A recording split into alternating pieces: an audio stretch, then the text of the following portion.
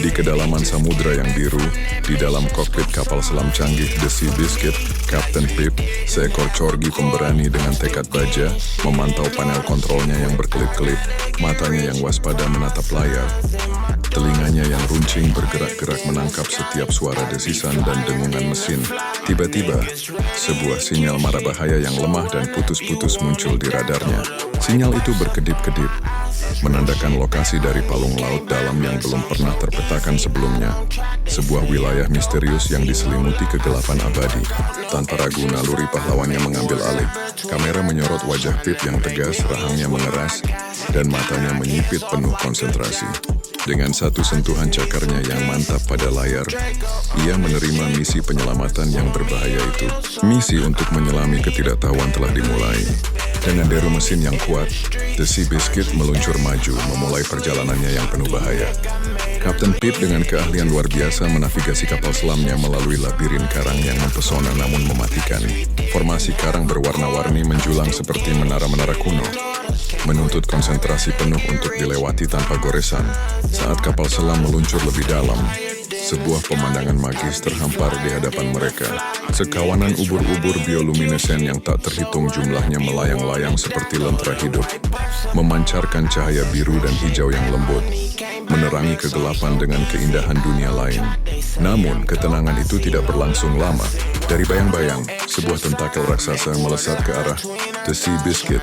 Seekor cumi-cumi kolosal telah menjadikan mereka targetnya.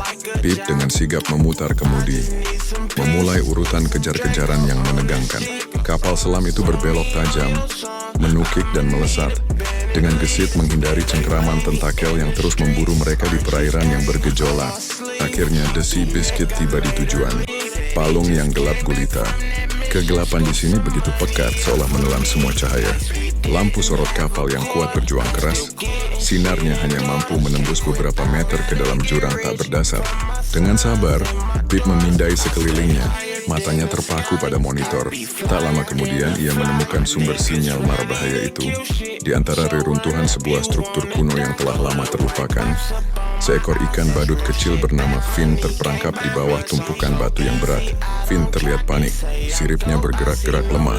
Saat Pip hendak memulai operasi penyelamatan, sebuah bayangan besar dan mengerikan muncul dari kejauhan. Sebuah siluet dengan antena bercahaya yang memikat perlahan mendekat. Itu adalah monster anglerfish, predator puncak dari palung terdalam. Kamera menyorot wajah Pip. Ekspresinya menunjukkan campuran antara ketakutan yang menusuk dan tekad yang tak tergoyahkan untuk menyelesaikan misinya. Waktu menjadi sangat krusial. Dengan konsentrasi penuh, Kapten Pip mengoperasikan lengan robotik The Sea Biscuit. Cakar logam itu dengan hati-hati mencengkeram bebatuan yang menjepit Finn, mencoba mengangkatnya tanpa menyebabkan longsoran lebih lanjut. Wajah Pip tegang, matanya melebar, dan telinganya yang berbulu menempel rata di kepalanya, sebuah tanda fokus yang intens. Tiba-tiba monster anglerfish itu menyerang. Rahangnya yang penuh gigi tajam menganga lebar, meluncur ke arah kapal selam. Pip harus berpikir cepat. Dengan manuver yang luar biasa, ia menggunakan satu lengan robotik untuk menangkis serangan pemangsa buas itu. Sementara lengan lainnya terus berusaha membebaskan Finn. Dalam puncak ketegangan, dengan satu gerakan terakhir yang presisi, Pip berhasil mengangkat batu terakhir dan dengan cepat menangkap Finn dalam sebuah wadah penyelamat yang aman.